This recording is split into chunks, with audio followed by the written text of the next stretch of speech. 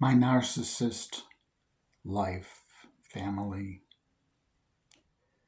Well, let me begin. I'm 66 years old.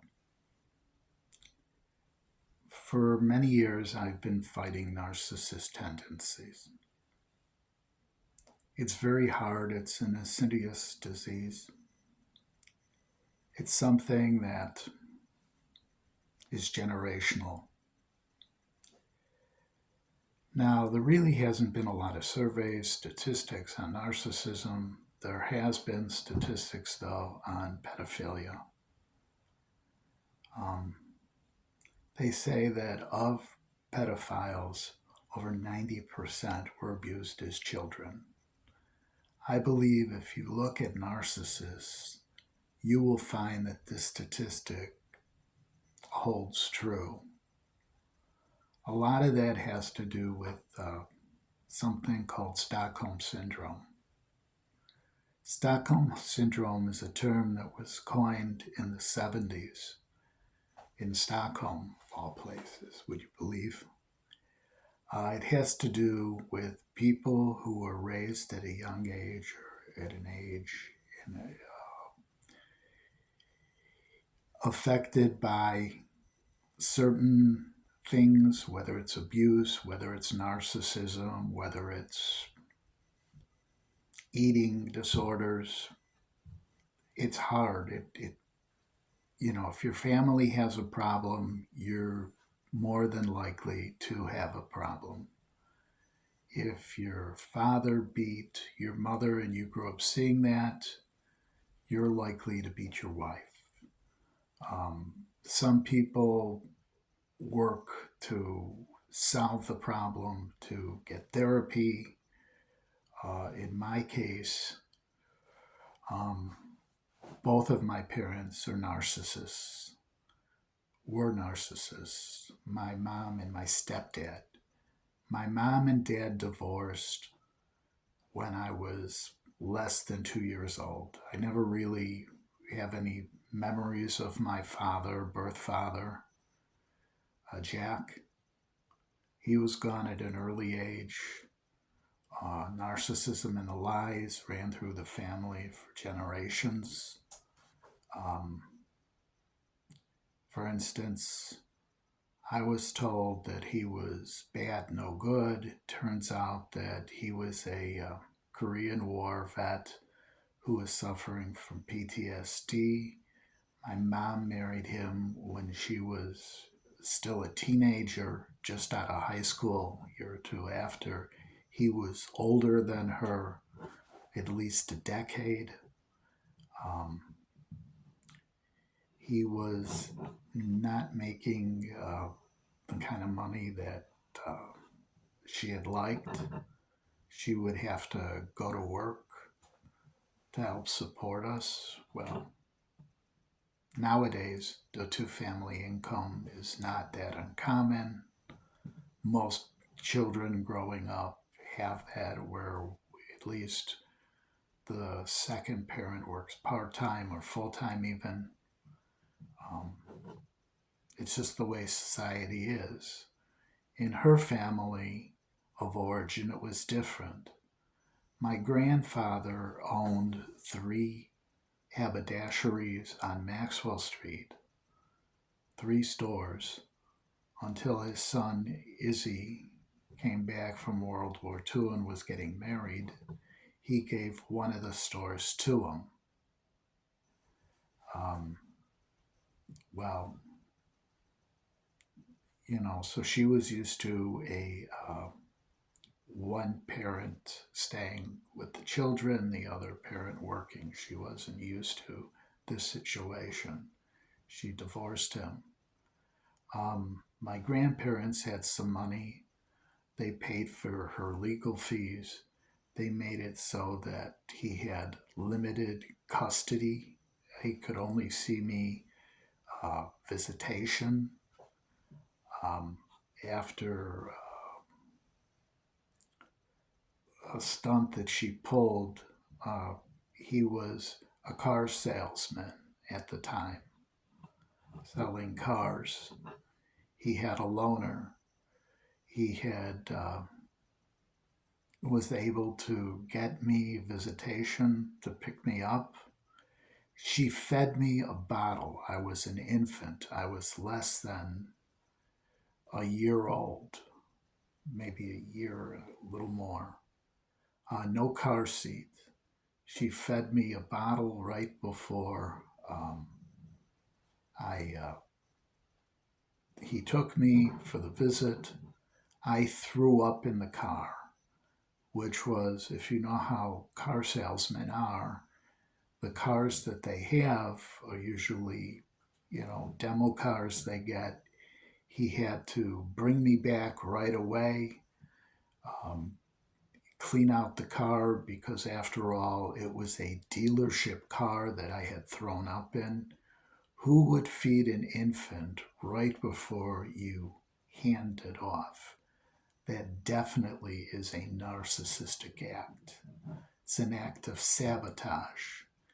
That was used in the courts to restrict his visitation even worse.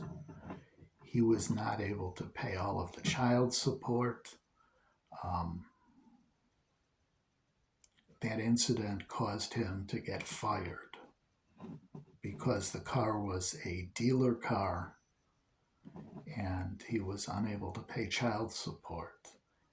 I didn't find all this information out until many years later when I located, through the help of my wife, his second family.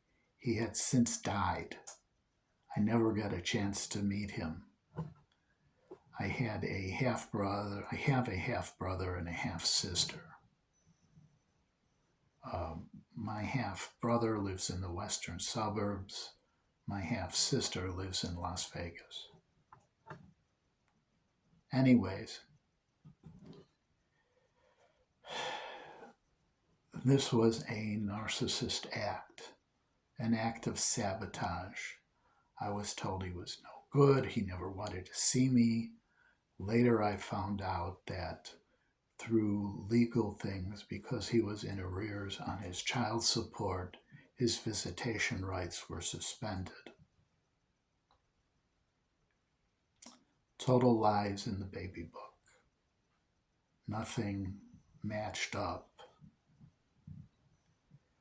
In the baby book, she mentioned that, or wrote, I should say, that when I was a year old, I would cry when getting yelled at. What child wouldn't cry who's a year old getting yelled at? It's destroying the sanctity, the sanity of the child. Well, other things were told to me. When I was in school, I was I did not pass first grade. I was sent back in second grade to first grade because I had trouble reading. I was told I was no good. I was just like my father. I was lazy. I was a bum. It turned out that the teacher in the school saw that I was flipping letters and had me tested, and turned out that I was a dyslexic and had learning disabilities. And my trouble with reading was because of that I wasn't no good. It was hard for her to deal with the fact, being that when she graduated high school, she was the valedictorian, that her offspring was defective. She never apologized for saying I was no good, that I was just like my father, that basically I was, defective. The narcissism kept on going, the victim shaming. Well, she dated a little bit and remarried. The gentleman that she remarried, my stepfather, was a concentration camp survivor, very narcissistic. I remember at an early age, he told me, "You never could have survived the camps, you would have died." Well, the truth of the matter was that at the time I was about 10 years old when he told me that. 10, 11 years old. The truth of the matter that most 10, 11-year-olds were gassed in the camps. They couldn't complete the labor that was needed, and they were killed. He would talk about the womanizer, the drunk, who selected him to work in the factory, and how he was, a total piece of shit. It turned out that that womanizer that he was talking about, his name was Schindler, and he was part of Schindler's List. Now, people who were part of Schindler's List were saved because they received better food, they weren't beaten, they weren't gassed, they weren't experimented on. Both of his parents were killed in Auschwitz. I can understand that he suffered from Stockholm syndrome, but he was a narcissist. He felt superior to the average person. Not only did he feel superior to the average person, he was also a bit of a racist. He felt that people that were Christian were inferior. He would talk about a Jewish sechel, a Jewish brain, and that people that didn't have it were just dumb. That is a form of racism, or religiosism, whatever you want to call it. True narcissism, because the only reason he survived was because of the couple of years he was part of the list, the fact that he was in the factory, the fact that he was working, that he was not in the camps, that he was separate in its own stalag, as you would say, or camp, different than the death camps. Well, he was just lucky. That's all it was. It was just luck. Well, he was not a nice person. He was a narcissist. He felt better than everyone else. Everyone was inferior. My mother was a narcissist enabler. They conned me into buying a business that was dying, telling me I'd be secure for my whole life. Later on, I found pictures of my father, my birth father. Well, I look a lot like Jack did at the same age that Jack was. I guess as I grew older, I looked a little more like him. Oh well, genetics. Anyways, that's one way she could get back at her father. Knowing that I'm a dyslexic in a business that text is very important, why would you want someone to do that? That would be like giving a blind person a paintbrush and telling them that, paint masterpieces. Very rare. Anyways, of the industry that I was in, the particular niche that I was in, all of the remaining businesses, one by one, closed. They were bought out. The industry had changed. Less and less existed. In the 70s, in the 60s, there were maybe, in the Chicagoland area and surrounding suburbs, maybe 70 of this particular kind of business. Today, you will find that the independent businesses doing it are far and far between. There's probably less than 5 doing that. They've all been bought up by major corporations and incorporated into other businesses as a part of it. Well, that's neither here nor there. Let's talk about the let's talk about the narcissist issue with my mother. I had gone out to do some field work. I finished it very quickly, came back.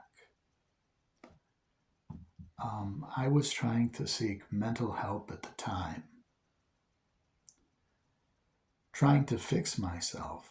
I didn't want this nagging problem that I had to continue, this narcissism, this feeling of inferiority. Because what narcissists do, they're basically scared. They feel inferior. They need to become narcissistic and exert themselves to feel whole. I was trying to solve the problem. I had gone to a therapist. I don't remember if it was a psychologist or a psychiatrist. This happened many, many years ago. I was in my 30s. It was over 30 years ago. I was told to keep a ledger to write down my feelings. I kept this ledger in a briefcase. I had run out to do some field work. My mother at the time, who worked a separate job, who had retired early, she had worked for the sanitary district. She bought out her pension. If you paid into it a little more each pay period, you could actually accelerate your pension and retire early. And that's what she did. She had qualified with working there over 20 years and was able to buy up the rest and retire early and draw her pension. She came into the store and saw me writing in a book and saw me put it in my briefcase. And then I ran out to do some field work because I had a customer coming in and I needed the information for it. The business did. Well, when I came back, I had noticed that a sound, a file cabinet closing, her running out of the back room where the file cabinets were. Well, she had shoved some papers that she had copied haphazard into the file cabinet. They were partially sticking out. I opened it. When I opened it, I looked and I saw they were my ledger copied, my notes, the notes that my therapist had asked me to take, my thoughts, my feelings. When I confronted her, she said to me, I didn't copy them. She said, you must have copied them and forgot. That's funny because they ended with something that I had written minutes before I left the store. We did not have a copier at the time at the store. The copier was across the street at the printers. And the only way for me to have copied him would have been for me to walk across the street, which I know I didn't do. She was trying to gaslight me, to tell me that I didn't know what I was doing. Narcissist in her thought that she could make me believe that I don't even know what I'm doing. Like I'm crazy for feeling this way. When I confronted her, she was like incensed. How dare you, blah, blah, blah. I said, those were personal papers. Those were notes that my therapist had asked me to write down.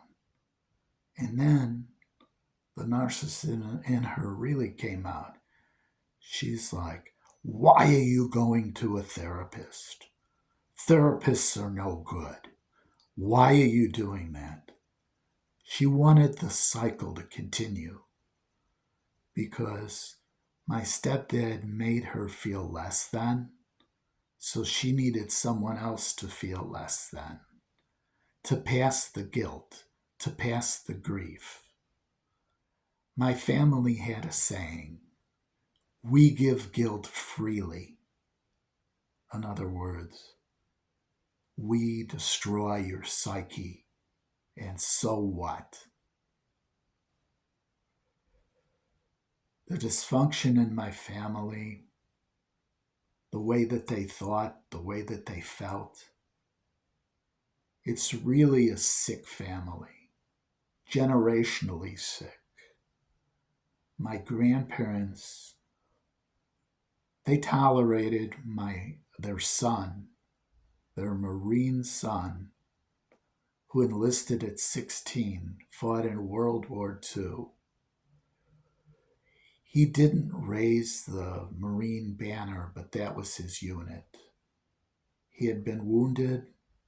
He had gone back to fight. He was decorated, but they tolerated him cheating on his wife openly. Family values, huh? Or the lack thereof. The narcissist dysfunctional family, generationally, it continued even into my generation.